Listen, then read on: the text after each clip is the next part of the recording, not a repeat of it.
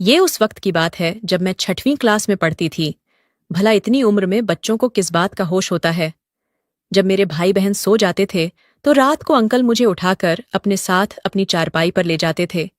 मुझे ये बात समझ नहीं आती थी कि वो ऐसा क्यों करते हैं। मैं उस वक्त गहरी नींद में डूबी हुई होती थी। अगर मैं कभी जाग भी जाती थी तो वो मुझे चॉकलेट देकर फिर से सुला देते थे और कहते थे कि ये सब हमारे बीच की बातें हैं, तुम किसी और को मत बताना। अगर वो ना भी कहते तब भी मैं किसी को क्या ही बताती, क्योंकि मुझे खुद समझ नहीं आता था कि मेरे साथ क्या हो रहा है। वक्त गुजरता गया और वो रोज ही मेरे साथ। हेलो दोस्तों, आज की इस रोमांचक कहानी में आप सभी का स्वागत है। ये मेरे होश संभालने से पहले की बात है। तब मेरी उम्र मुश्किल से 10 साल थी। एक रोज पापा के एक दोस्त हमारे घर आए। वो हमारे शहर में नौकरी की तलाश में आए थे, इसलिए मेरे पापा ने उनको रहने के लिए हमारे घर में जगह दे दी थी।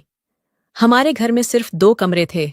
एक कमरा वो था जिसमें मम्मी पापा सोते थे और दूसरे कमरे में मैं और मेरे भाई बहन सोते थे। वो मेरे पापा के बचपन के दोस्त थे, लेकिन मेरे पापा उन्हें अपने भाई का दर्जा देते थे। अंकल का नाम दानिश था।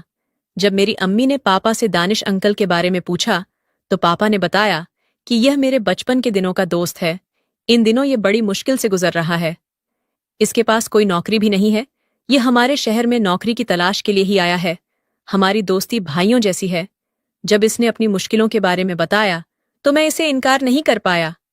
अम्मी ने कहा, ये तो आपने अच्छा किया, लेकिन ये सोएंगे कहाँ? हमारे पास तो इतनी जगह भी नहीं है। पापा ने कहा, ये भी बच्चों वाले कमरे में ही सो जाएगा। अभी सर्दियां चल रही हैं, वरना मैं उसके सोने का इंतजाम छत पर ही कर देता।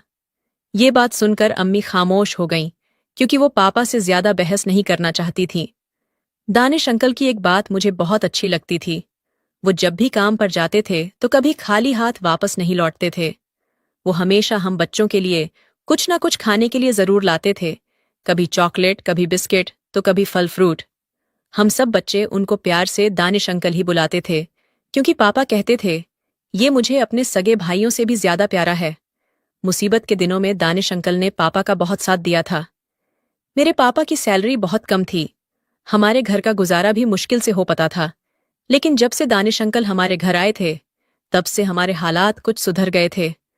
वो घर का राशन भी ले आते थे और हमारी जरूरतों का सामान भी लाते रहते थे। वो अम्मी से कहते थे कि अगर मैं इस घर में रहता हूं तो इतना हक तो मेरा भी बनता है कि यहाँ के लोगों की जरूरतें पूरी कर सकूं। अगर आप मुझे इन बच्चों का सगा चाचा समझ लें तो इससे ज्यादा खुशी की बात मेरे लिए और क्या हो सकती है। दानिश अंकल की ये बातें सुनकर मेरी अम्मी भी उन्हें बहुत पसंद करने लगी थीं। दानिश अंकल वाकई एक अच्छे और नेक दिल इंसान थे। हमने उनको रहने के लिए जगह दी थी तो वो भी हमारे एहसानों का पूरा बदला चुकाने की कोशिश करते थे। दरअसल दानिश अंकल का अपने बड़े भाई से झगड़ा हो गया था और इसीलिए वो अपना सारा सामान लेकर शहर चले आए थे। यहाँ आकर उन्होंने पापा को अपनी सारी समस्या बताई और पापा ने भी उन्हें रहने के लिए जगह दे दी। दानिश अंकल अपनी कमाई का आधा हिस्सा हमारे ऊपर खर्च कर देते थे। अब हमारी अच्छी तरह से गुजर होने लगी थी। मेरे पापा को भी पैसे की कोई समस्या नहीं होती थी। हम 4 भाई बहन थे और मैं सबसे बड़ी थी। मेरी उम्र ही कुछ ऐसी थी जिस उम्र में बच्चों को बहुत सारे ख्याल आते हैं। ख्याल अच्छे भी होते हैं और बुरे भी होते हैं। मुझे दानिश अंकल बहुत अच्छे लगने लगे थे। वो मुझे पानी लाने को कहते या फिर कोई और काम के लिए कहते थे तो मैं दौड़ दौड़ कर उनका काम कर दिया करती थी। बच्चे खाने पीने के शौकीन तो होते ही हैं और दानिश अंकल रोज ही हमारे लिए कुछ ना कुछ खाने पीने के लिए लाया करते थे। अम्मी भी इन सब बातों पर ऐतराज नहीं करती थीं, क्योंकि वो भी दानिश अंकल को इस घर का एक हिस्सा समझने लगी थीं। हमारे घर में सिर्फ 2 कमरे थे। एक कमरे में मेरे अम्मी पापा सो जाते थे और दूसरे कमरे में हम सारे भाई बहन जमीन पर सो जाते थे। हमारे कमरे में एक चारपाई भी पड़ी रहती थी, पर अब उस चारपाई पर दानिश अंकल सोते थे।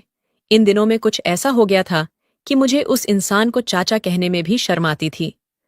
मैंने अपनी जिंदगी में एक सबक हासिल किया था और यह इस दुनिया की हकीकत है। यहाँ अपने तो गैर बन जाते हैं, लेकिन कोई गैर कभी अपना नहीं बन सकता।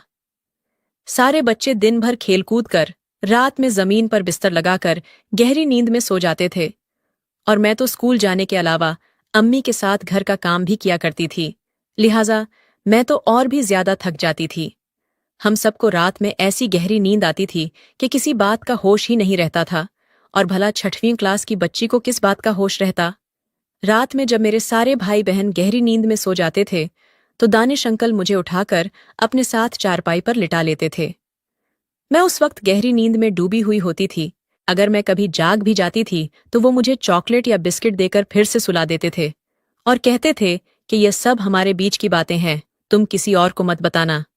अगर वो ना भी कहते तब भी मैं किसी को क्या ही बताती, क्योंकि मुझे खुद समझ नहीं आता था कि मेरे साथ क्या हो रहा है। धीरे धीरे वक्त गुजरता गया। वक्त के साथ साथ दानिश अंकल की हरकतें और भी अजीब होती जा रही थीं। बस फर्क इतना था कि अब उन हरकतों में वाहियात बातें भी शामिल हो गई थीं। हम बच्चों वाले कमरे में थोड़ी सी जमीन खाली पड़ी थी। दानिश अंकल ने पापा को सलाह दी कि अगर आप बुरा ना मानो तो मैं इसी कमरे में एक छोटा सा कमरा बना सकता हूं। मैं ऐसे बहुत लोगों को जानता हूं जो कम पैसे में यह सारा काम कर देंगे और मेहनत मजदूरी मैं खुद कर लूंगा। मैं अपने मालिक से कहकर खिड़कियां दरवाजे भी बहुत कम पैसों में बनवा दूंगा। पापा को दानिश अंकल की बात बहुत अच्छी लगी। वैसे भी हमारे घर में एक और कमरे की सख्त जरूरत थी और जब पापा को लगा कि यह काम सस्ते में हो जाएगा तो वो भी खुशी खुशी दानिश अंकल की बात मान गए। कुछ ही दिनों में वह छोटा सा कमरा बनकर तैयार हो गया। पापा ने वो कमरा दानिश अंकल को दे दिया ताकि हम सारे बच्चे सुकून से अलग रहकर अपनी पढ़ाई कर सके और दानिश अंकल को भी अपना एक कमरा मिल सके। अब हम सारे अपने कमरे में सोते थे और दानिश अंकल अपने कमरे में सोते थे। पर जब मेरे भाई बहन सो जाते थे तो वह इंसान चुपके से हमारे कमरे में आ जाता था। मैं जैसे जैसे बड़ी होती जा रही थी मुझे सब समझ आने लगा था। मैं उनसे कहती थी, अंकल आप इतनी रात को हमारे कमरे में मत आया करो, वरना मैं पापा को बता दूंगी। इस बात पर दानिश अंकल कहते थे, क्या तेरा पापा तेरी बात पर भरोसा करेगा? शायद नहीं, वो मेरी बात पर भरोसा करेगा क्योंकि मैं उसे अपनी आधी सैलरी देता हूं। मैं कह दूंगा कि तुम खुद ही मेरे पास आती हो क्योंकि तुम्हें मुझसे अपनी फरमाइशें करनी होती हैं और जब मैं तुम्हारी फरमाइशें पूरी नहीं कर पाता हूं तो तुम गुस्से में मेरी शिकायत करने आ जाती हो। उनकी ये बात सुनकर मैं बहुत डर जाया करती थी। उन्होंने मुझे बचपन से ही बहुत डरा के रखा था और मैं अपनी अम्मी पापा से भी कुछ नहीं कह पाती थी क्योंकि मुझे पता था कि वो दोनों दानिश अंकल पर ज्यादा भरोसा करेंगे। मैं सब कुछ सहती जा रही थी और वो इंसान अपनी गलत हरकतों से बाज नहीं आ रहा था। दूसरी तरफ मेरे पापा दानिश अंकल के लिए फिक्रमंद होते थे कि कब तक दानिश कुंवारा रहेगा, अब हमें इसकी शादी करवा देनी चाहिए ताकि इसका भी घर बस जाए। पापा के कहने पर अम्मी ने दानिश अंकल के लिए लड़की देखना शुरू कर दिया था। काफी मुश्किलों के बाद अम्मी ने दानिश अंकल के लिए एक लड़की ढूंढ दी थी और कुछ दिनों बाद उन दोनों का निकाह भी करा दिया गया।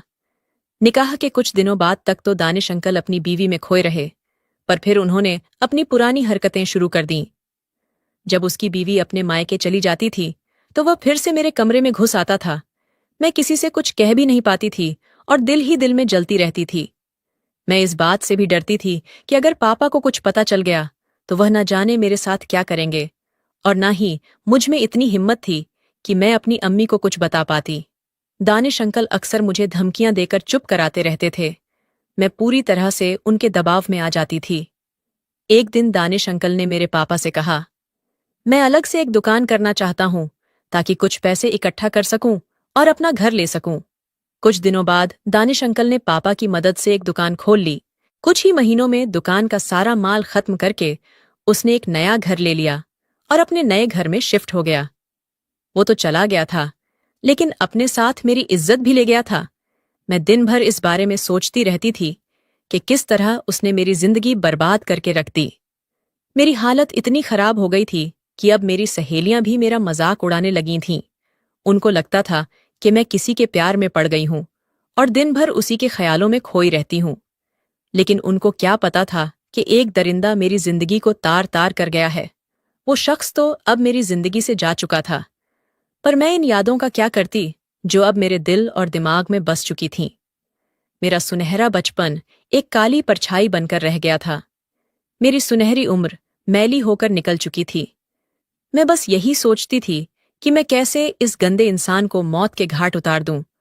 हालांकि ये काम मेरे बस का नहीं था, लेकिन मैं यही दुआ करती थी कि कब इस इंसान को मौत आएगी और मेरे दिल को सुकून आएगा। या तो इसका एक्सीडेंट हो जाए या फिर यह कहीं डूब के मर जाए। जब वो हमारे घर से चला गया तो मेरे दिल को थोड़ा सा सुकून आया।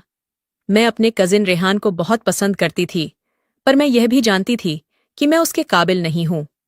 एक अरसे तक मैं उसके प्यार के लिए तरसती रही, लेकिन मेरी बदनसीबी देखिए, जब वो खुद मेरा हो जाने के लिए तैयार हो गया तो मैंने उसे इनकार कर दिया। हमारे बीच मोहब्बत का कोई चक्कर नहीं था, लेकिन रेहान मुझे पसंद करने लगा था, इसलिए उसके परिवार वालों ने मेरे पापा से बात की थी। रेहान मुझे अपनी दुल्हन बनना चाहता था, और उसकी दुल्हन बनना तो मेरा सबसे खूबसूरत सपना था। एक दिन रेहान ने मुझसे बात की और निकाह के लिए मेरी रजामंदी के बारे में पूछा। वो बोला, अगर तुम मुझे पसंद करती हो तो इस निकाह के लिए हाँ करना, नहीं तो कोई जबरदस्ती नहीं है। लेकिन एक बात मुझे सच सच बताना, क्योंकि मैं झूठ बर्दाश्त नहीं कर पाता हूं। अगर तुम्हारा पास्ट में किसी से संबंध रहा हो तो मुझे सच बता देना। रेहान की यह बात सुनकर मेरे सारे सपने चकनाचूर हो गए थे, क्योंकि मैं अपनी जिंदगी की बेशकीमती चीज खो चुकी थी, पर मैं उसको सच भी नहीं बता सकती थी। इसलिए मुझे अपने दिल पर पत्थर रखकर यही कहना पड़ा कि रेहान, तुम एक अच्छे इंसान हो, पर मेरा ख्याल छोड़ दो। मैंने कभी तुम्हें निकाह के नजरिए से नहीं देखा।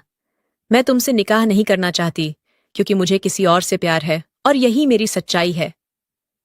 मेरी बात सुनकर रेहान बहुत मायूस हो गया था, मगर मैं उसको नहीं बता सकती थी कि बचपन में मेरे साथ किस तरह का जुल्म हुआ है।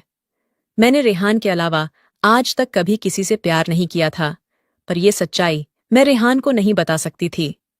आपको मेरी इस कहानी से यही सीख मिलेगी कि कभी किसी पराये मर्द को अपने घर में ना लाएं, क्योंकि बाहर का कोई भी मर्द आपकी बहन बेटियों को गलत नजर से ही देखेगा।